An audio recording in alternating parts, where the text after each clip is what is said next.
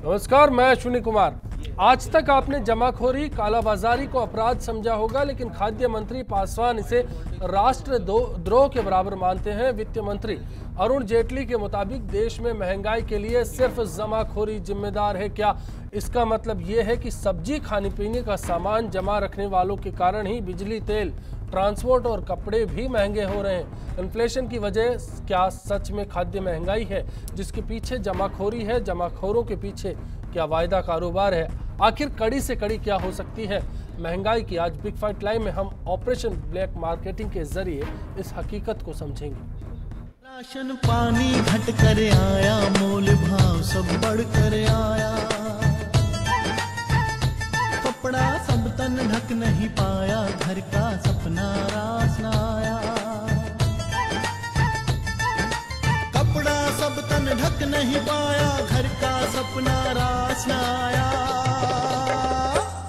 बच्चों की पढ़ाई, बीवी की पुताई, कपड़ों की सिलाई, सब खर्च कमाई, अख भर आई, मार गई महंगाई। और आज के इशू पर चर्चा के लिए स्टूडियो में हमारे साथ हैं नफा नुकसान के संचालक जय सिंह जी कोठारी, हमारे साथ हैं कांग्रेस से प्रदेश महासचिव गिरिराज गर्ग जी और बीजेपी महिला प्रकोष्ठ के अध्यक्ष सुमन शर्मा जी।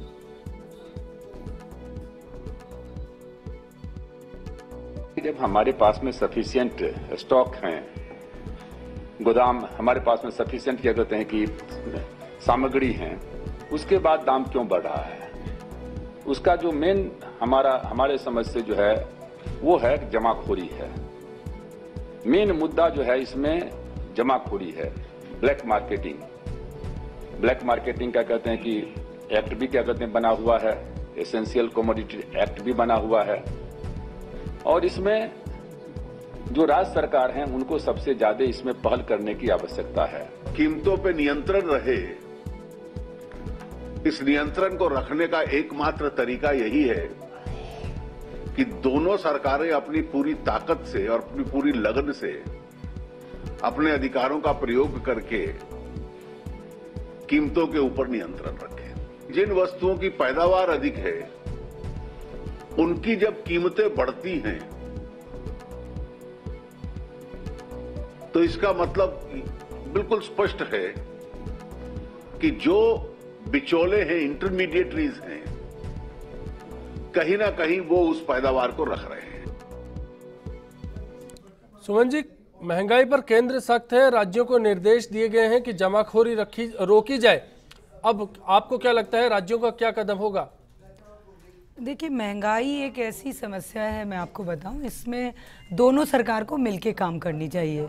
और इस बार सुखद स्थिति है कि केंद्र में भी बीजेपी की सरकार है और राज्य में भी बीजेपी की सरकार है। मैं सोचती हूँ दोनों ही सरकार इस मुहिम में अपनी भूमिका ईमानदारी से निभाएगी। और जो आज मैं देख रही थी कि मीटिंग के बाद जो डिसीजन हुए हैं महंगाई को रोकने को लेके, या जो नियम बनाए जा रहे हैं, जैसे जमाखोरों के खिलाफ भी बहुत सरकार सख्ती से पेश आने वाली है और कई फंड भी रेज कर रही है। जैसे सीजनल वेजिटेबल जब महंगे हो जाते हैं तो स्टेबिलिटी प्राइस के नाम पे भी वो कुछ फंड कर रहे हैं, जो कई 5-6 एजेंडा मैंने आज देखा उन लोगों का।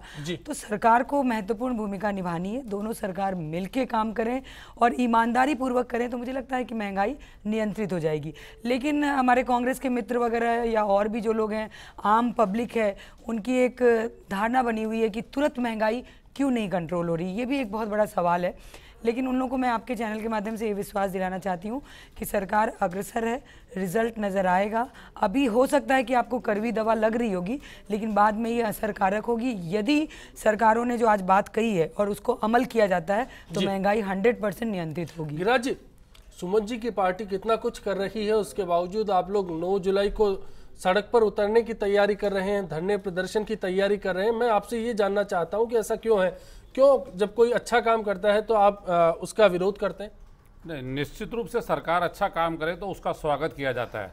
लेकिन पिछले 7 महीने से राजस्थान के अंदर सुमन जी जो कह रही हैं कि सरकार प्रयास कर रही है, आज राजस्थान के अंदर पेट्रोलियम प्रोडक्ट्स पे जो 27% 28% का वेट लगा हुआ है, क्या सरकार फैसला नहीं कर सकती महंगाई कम करने के लिए?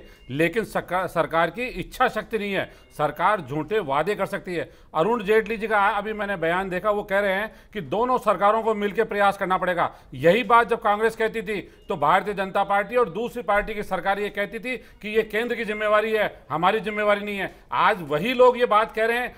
कथनी और करने में कितना बड़ा अंतर है। मैं एक बात इनके इस बात को जब कहती थी उस समय ये लोग कहते थे कि केंद्र सरकार की जिम्मेवारी है, नीतियां ठीक नहीं है, इसके कारण महंगाई बढ़ रही है। आज वो एक बात याद दिला दूं आपको, एक मिनट, आज वो राज्य सरकारों के ऊपर डाल रहे हैं। वो कह रहे हैं दोनों सरकारें मिलकर प्रयास करें तो महंगाई कम हो सकती है। जहां तक जमाखोरी का प्रश्न है, जमाखोरी तो इस देश के अंदर शुरू से चली आई है। और जो सरकार देश में आम चुनाव के टाइम पे बड़े व्यापारियों से, उद्योगपतियों से हजारों करोड़ रुपए का चंदा जिस सरकार ने लिया है, वो सरकार महंगाई और जमाखोरी के ऊपर बात कर रही है। हास्यास्पद बात है। ये हिम्मत तो दिखाई हमारी सरकार ने। एक बात जो मैं कहना चाहती थी, इंटरप्ट जो कर रही थी, इन्होंने कहा कि उस समय जब बीजेपी यहाँ थी और अपनी राज्य की जिम्मेदारी से मुक्ति कहती थी कि नहीं केंद्र की जिम्मेदारी है, ये कभी नहीं कहा। आपकी सरकार ने वहाँ बैठ के फरमान जारी किया कि ये सिर्फ आपका काम है, महंगाई केंद्र से नहीं रुकेगी। हमारी सरकार का जो बयान आया उसको ध्यानपूर्वक सुनिए कि दोनों जने मिलकर प्रयास करके महंगाई रोकेंगे।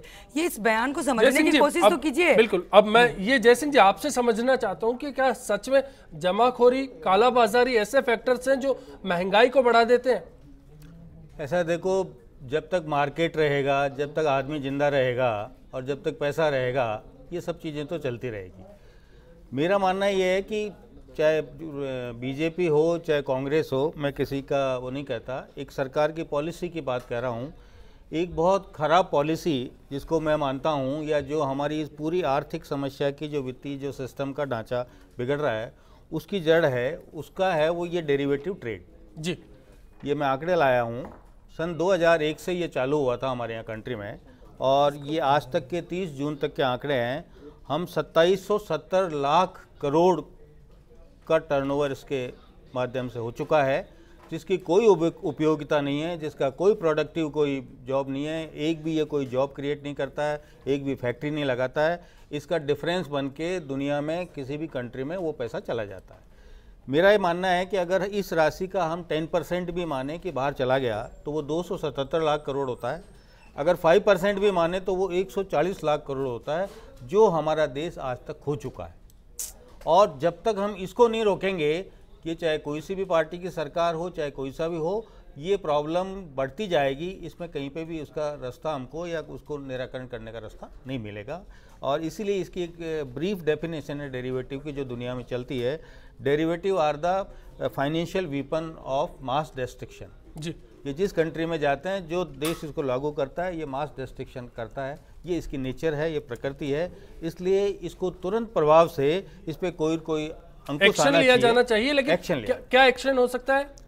हाँ। और ये जो इतना बड़ा अमाउंट है, आखिर किस तरह से मार्केट में मूव करता है और सरकारों की नजर से बच के ये कैपिटल विदेशों में चली जाती है? नहीं, ये हमारे इंटरनेशनल कमिटमेंट हैं। ये मनी इकोनॉमी को जब ओपन अप आपको करना है दुनिया के मार्केट के साथ में, तो मैं मानता हूं कि हमारा है। लेकिन मैं ये कह रहा हूं कि इसमें आम आदमी ट्रैप में नहीं आए। सपोज मैं बुलियन का ट्रेडर हूं या आप कमोडिटी के ट्रेडर हैं, और मेरा रजिस्टर्ड टिन नंबर है, मैं सेल टैक्स में रजिस्ट्रेशन है, तो आप केवल मेरे को अलाउ कर दीजिए, भाई आप ये काम कर सकते हैं। आप आम आदमी जो 10-20 हज़ार 25 हज़ार रुपये लगाने वाला है, या कहीं घरेलू कोई महिला है, उनको तो इसमें ट्रैप में कम से कम नहीं लें।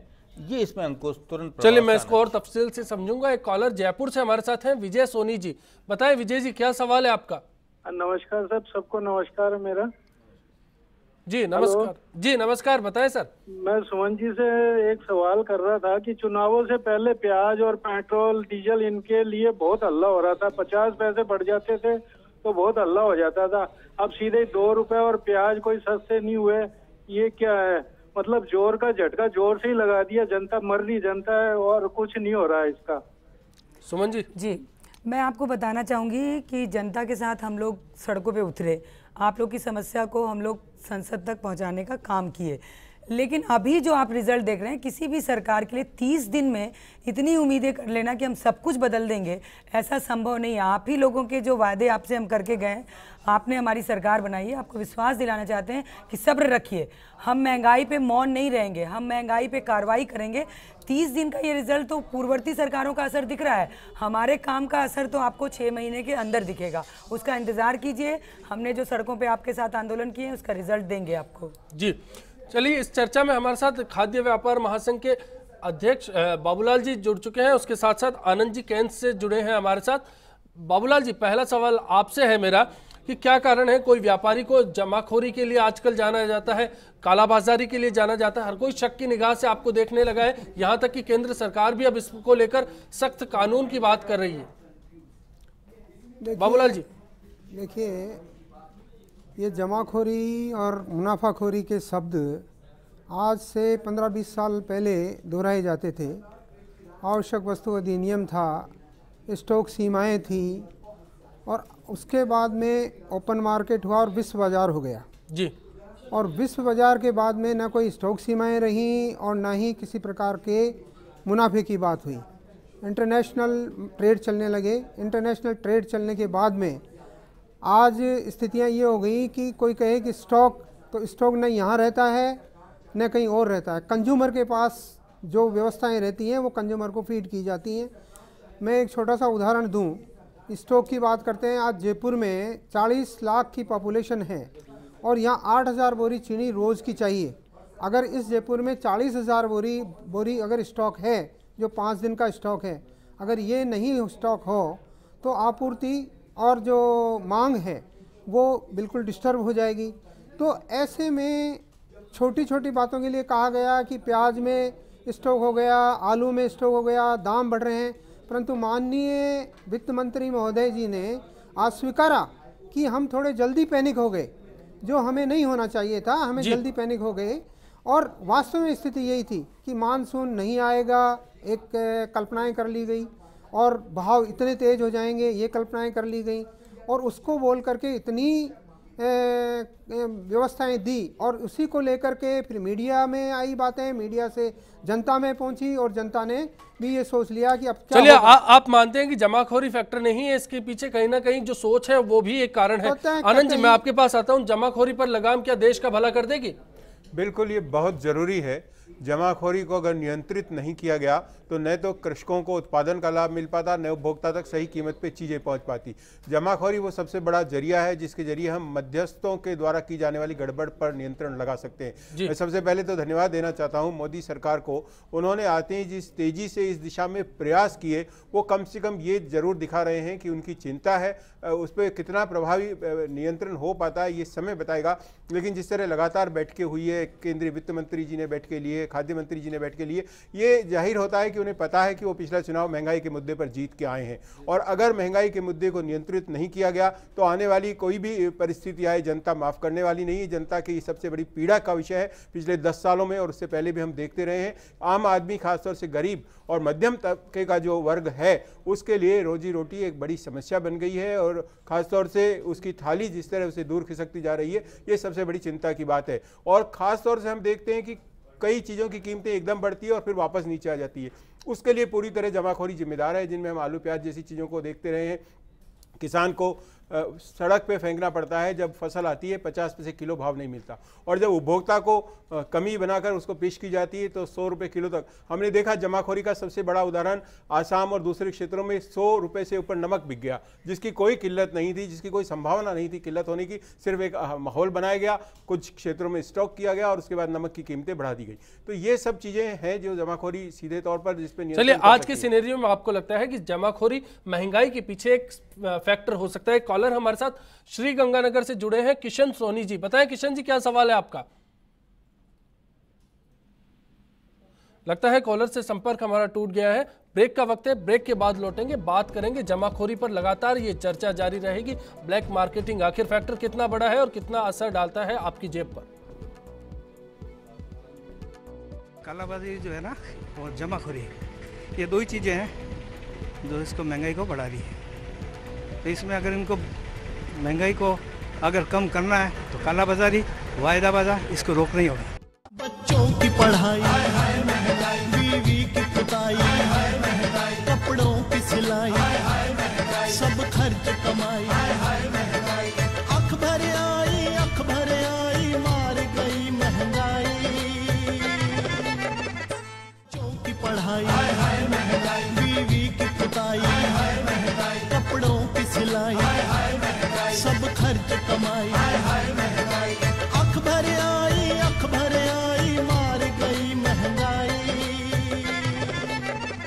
तो ये सारी जो नीतियाँ हैं जन विरोधी हैं, और जिस भाजपा ने महंगाई को मुद्दा बना करके चुनाव लड़ा था, उसने जनता के जनादेश का अपमान किया। तो इस जन आक्रोश की अभिव्यक्ति के लिए प्रदेश कांग्रेस अध्यक्ष श्री सचिन पायलट के निर्देशानुसार 9 जुलाई बुधवार को प्रातः 11 बजे सभी जिला मुख्यालयों पर जिला कांग्रेस कमेटियों के द्वारा जिला कलेक्ट्रेट के सामने धरना प्रदर्शन दिया जाएगा और अपनी आक्रोश की अभिव्यक्ति की जाएगी। देखिए, जहाँ तक प्रतिपक्ष का जो सवाल है, वो 5 साल इसी के सहारे उनको जिंदा रहना।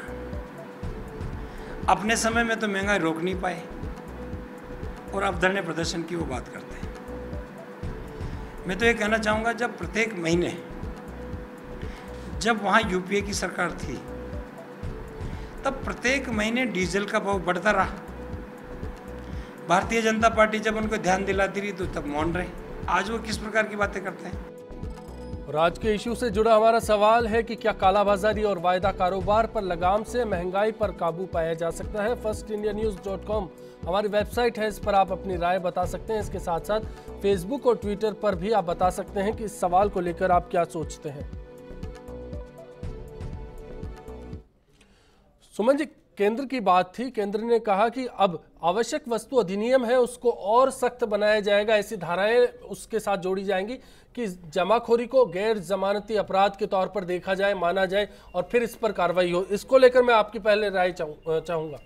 देखिए, एक बात मैं स्पष्ट करना चाहूँगी कि भारतीय जनता पार्टी पे हमारे जितने भी पॉलिटिकल मित्र लोग हैं या और भी लोग ये आरोप लगाते थे कि हम लोग व्यापारियों की पार्टी है, ये व्यापारियों के खिलाफ कोई कार्रवाई नहीं करेगी, व्यापारियों के बदौलत सरकार में आती है। जैसे अभी गिरिराज जी ने तुरंत ही कह दिया कि साहब इन लोग से पैसे लेके आए, इसलिए तो इस तरह के आरोप को मुझे लगता है कि आज इनके हमारे वित्त मंत्री हो चाहे खाद्य मंत्री हो, उनके बयान से आप लोगों को लगा होगा कि हम केवल बातें नहीं करना चाहते, हम एक्शन में आना चाहते हैं। इसीलिए हमने कानून को सख्त भी करने की कोशिश की। जमाखोरी पे पहले जो कानून थे उसमें कुछ नहीं होता था, मुझे लगता है कि 2 दिन की जेल भी नहीं होती होगी, छापा मारा, खेल खत्म, चले गए। अब यदि सख्त कानून होगा तो आप देखिएगा छापा भी मारा जाएगा, कार्रवाई भी होगी, और जब जेल तक पहुंचेंगे तो मुझे लगता है कि वो अपने गलत काम करने बंद भी करेंगे। तीसरी बात जो मैं कहना चाह रही थी कि अभी मैं कांग्रेस की प्रवक्ता का बयान सुन रही थी, गिरिराज जी भी बैठे हुए हैं, मैं इनको धन्यवाद देना चाहती हूँ कि कम से कम 10 साल के बाद महंगाई की मार ये लोग महसूस तो करने लगे। 10 साल तक पूरे देश और राजस्थान की जनता चिल्ला के सड़कों पे चिल्लाती रही, तब ये लोग एयर कंडीशन रूम में बैठे रहे, महंगाई का कोई झटका नहीं लगा। हम इनको साधुवाद देते हैं, आना चाहिए सड़कों पे, बिल्कुल संघर्ष करना चाहिए, लेकिन आप थोड़ा वेट करें, थोड़ा सब्र करें। 6 महीने का अवसर तो दें हमारी सरकार को कुछ करने के लिए। केवल तमाशा के लिए तमाशा करना मैं उचित नहीं मानती राजनीति में। हम लोगों ने भी इनको समय दिया, 10 साल तक ये मैंने जो मनमानी थी करते रहे, और आज ये सड़क पे आ रही है, तमाशाबाजी है, कुछ नहीं है, जनता के हित के लिए नहीं है। मैं गिरिराज जी से राय लूंगा। एक कॉलर हमारे साथ जयपुर से है, मूलचंद जी। क्या कहना है मूलचंद जी आपका? जी सर, मैं ये कह रहा हूँ कि जो जमाखोर कालाबाजारी है, इनके बार स्टॉक सीमा लागू की जाए तो कंट्रोल हो सकता है। जी शुक्रिया बिग फाइट से जुड़ने के लिए। बाबूलाल जी, क्या आप इस बात से इत्तेफाक रखेंगे कि अगर स्टॉक लिमिट को तय कर दिया जाए, कई उत्पाद ऐसे हैं जिन पर होती है, लेकिन उसके बावजूद भी मेरा ये सवाल है कि क्या कुछ और उत्पादों पर या फिर कहें कि खाने पीने के हर सामान पर स्टॉक लिमिट को तय कर दिया जाए तो काफ़ी कुछ महंगाई पर काबू पाया जा सकता है? देखिए, आज की तारीख का अगर हम महंगाई की बात करते हैं, मुझे पता नहीं, सपोर्ट प्राइस है गेहूँ की 1550 रुपये जी, और बाज़ार में गेहूँ बिक रहा है 1300 रुपये।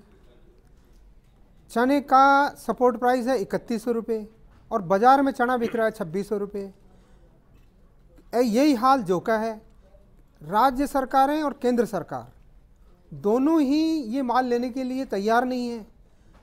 किसान इधर का उधर मारा फिर रहा है कि भाई मेरा ये जो पैदावार है वो कृपा करके लीजिए, वो कहते हैं कि साहब एफसीआई के सारे गोदाम भर गए।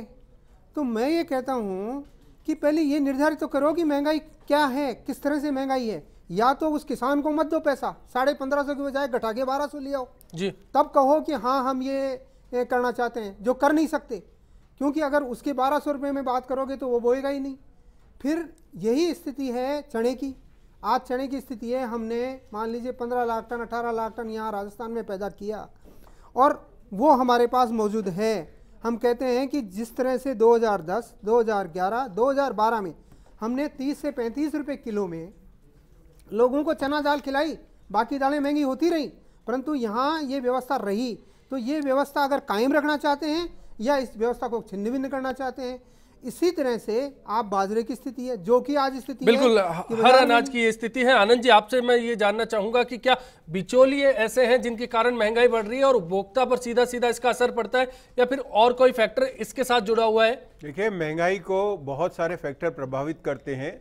बिचौलिया अकेला कारण नहीं है, वो तो मौके का फायदा उठाते हैं। आपने इससे पहले जो सवाल लिया वायदा कारोबार वाला, उसमें भी हमेशा आक्षेप लगते रहे वायदा कारोबार की वजह से महंगाई बढ़ती है, लेकिन वो भी एक चीज भर है। बहुत सारी चीजें प्रभावित करती है, जिनमें आपका बरसात भी एक हो सकती है, आपका प्रोडक्शन सबसे महत्वपूर्ण है, आपके स्टोरेज की जो कैपेसिटी है वो महत्वपूर्ण है, आपके भंडारण की क्या कैपेसिटी, इन सब चीज़ों से आपकी रोडवेज ट्रांसपोर्टेशन, एक क्षेत्र में हम देखते हैं बहुत तादाद में वो सामान है दूसरे क्षेत्र तक पहुंच नहीं पाता, वो सारी चीज़ें हैं। लेकिन जो आज का आपका सवाल जमाखोरी का है, वो उस स्थिति में नुकसानदायक होता है जब बाजार में उस चीज़ की कमी ही नहीं है, अनावश्यक रूप से कृत्रिम इसी बात का जिक्र किया आज अरुण जेटली ने, कहा कि इस बार प्रोडक्शन ज्यादा है, उसके बावजूद उन चीजों की किल्लत है।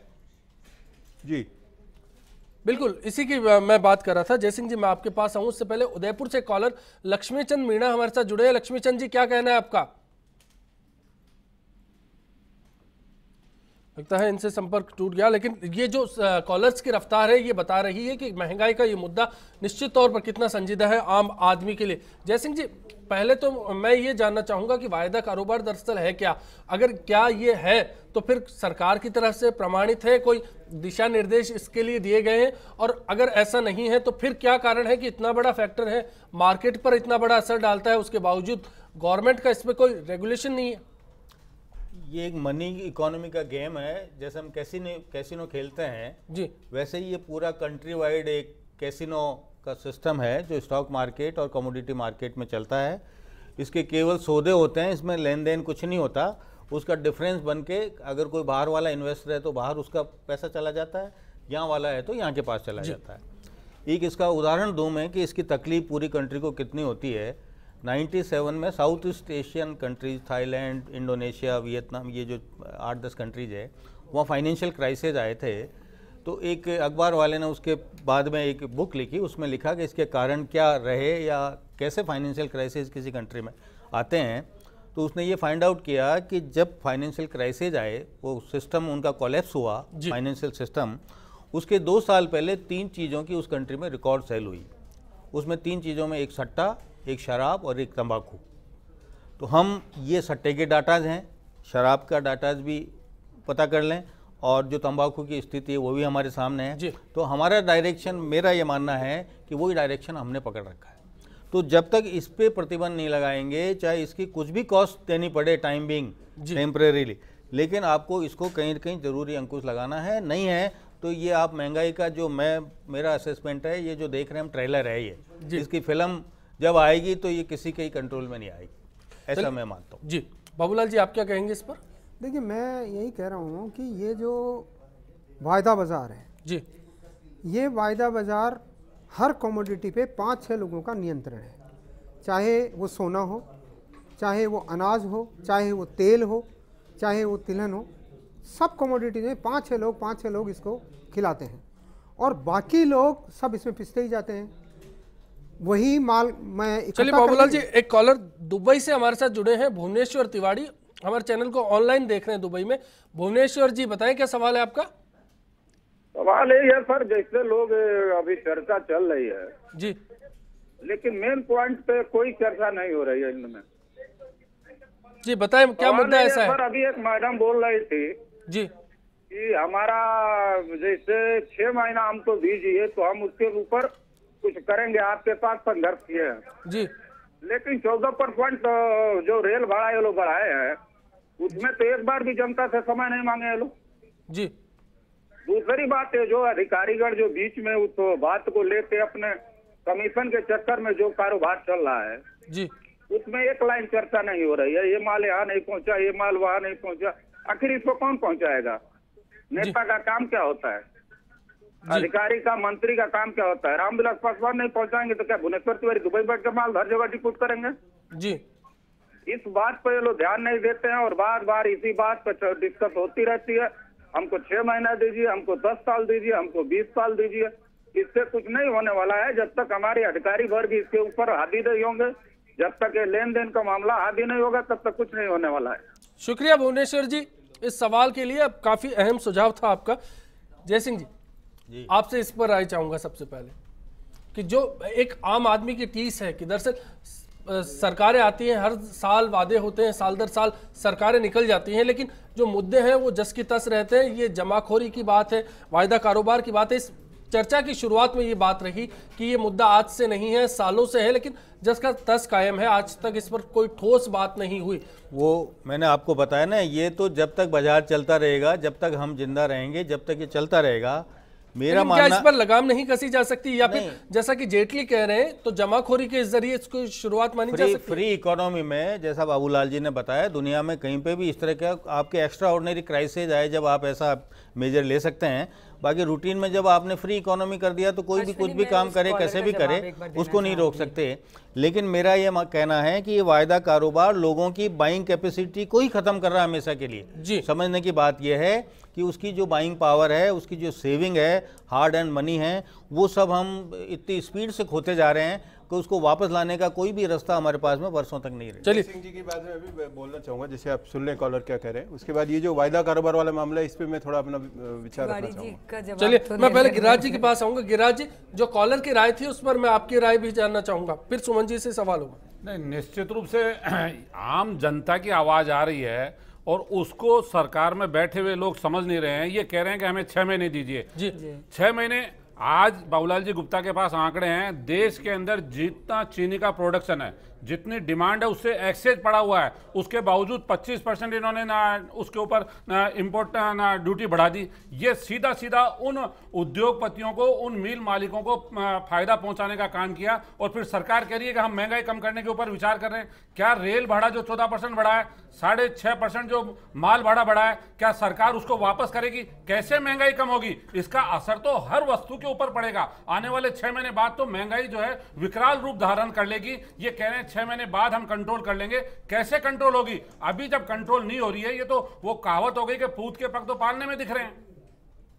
सुमन जी, जवाब दें अपना। जी बिल्कुल, मैं तिवारी जी की बात पे ही बोलना चाहूँगी। उन्होंने कहा कि ये लोग समय मांग रहे हैं या रेल किराए में क्यों बढ़ाया।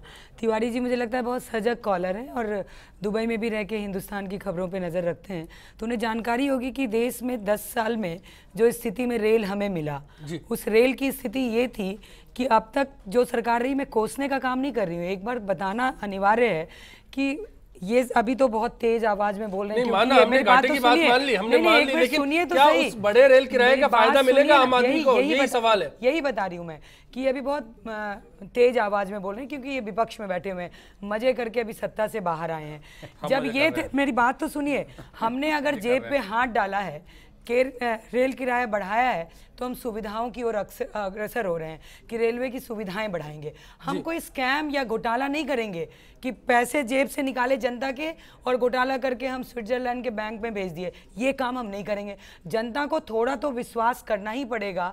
6 महीना कोई बहुत लंबा समय नहीं मांग रहे हैं। और आपको सत्ता सौंप दी गई, लेकिन अब इस सत्ता का क्या नतीजा होगा, इस पर बात करेंगे। उनको एक और ये भी बोलना है कि ये जो कार्रवाई हो रही है हमारी सरकार की, एक देसी भाषा में कहते हैं कि हमें तो सांस लेने की भी फुर्सत नहीं मिली। जिस दिन से शपथ लिया उस दिन से पूरा मंत्रालय एक्टिव हो गया। अफसरों पे भी लगाम लगेगी, जमाखोरों पे भी लगेगी और महंगाई भी कंट्रोल होगा। और इसी मादे पे बोल रही हूँ कि 6 महीने में हमसे सवाल कीजिएगा, अभी काम करने दीजिए। चलिए, एक सवाल करने वाले कॉलर और सीकर से हमारे साथ जुड़े हैं, तेजपाल शर्मा। क्या कहना है तेजपाल जी? लगता है लंबा इंतजार करने के बाद तेजपाल जी से भी संपर्क कट गया। लेकिन एक बड़ा सवाल है कि जैसे ही मोदी सरकार ने शपथ ली उसके बाद 16 मई से महंगाई पर लगातार मंथन जारी है। 16 मई 18 मई माफ कीजिए जी 16 जून 18 जून 21 जून से बात की जा रही है। उससे लेकर अब तक लगातार महंगाई को लेकर महामंथन केंद्र के स्तर पर हो रहा है और शुरुआत से जमाखोरी का जिक्र आ रहा है। लेकिन एक सवाल है, ब्रेक का वक्त है, ब्रेक के बाद इस पर बात करेंगे कि क्या भिंडी को 2 महीने स्टोरेज करके जमाखोरी बढ़ाई जा सकती है, क्या महंगी की जा सकती है, क्या आलू प्याज को लगातार सालों स्टोर किया जा सकता है, आखिर किस तरह से कम वक्त में ये महंगाई के दाम ऊंचे हो जाते हैं। ब्रेक का वक्त है, कुछ ही पल हम लौटते हैं। आमतौर पर व्यापारी वर्ग जो कि माल का स्टॉक करता है वो विशेष तौर पर जिम्मेदार है, क्योंकि जो चीज़ थोक भाव में 5 रुपये किलो है और बाजार में 10 रुपये किलो बिक रही है। हर चीज़ में जमाखोरी सबसे बड़ा हुआ है और इसके लिए सरकार को सख्त कदम उठाना पड़ेगा। सप्लाई विभाग को सतर्क करना पड़ेगा, जमाखोरी रोकनी पड़ेगी। अगर जमाखोरी नहीं रुकी तो महंगाई ऐसे ही बढ़ेगी, जैसा हाल पिछली सरकार का हुआ वैसी का वही होगा। वायदा व्यापार पर थोड़ा सा रोक लगानी चाहिए और अपना जमाखोरी पर रोक होनी चाहिए आपके, और जो अपना माल जो लोग इकट्ठा करके फालतू बैठे हुए हैं जमाखोरी करके, उनको मतलब सही ढंग से उनका वितरण होना चाहिए। बच्चों की पढ़ाई, बीवी की पुताई, कपड़ों की सिलाई, सब खर्च कमाई।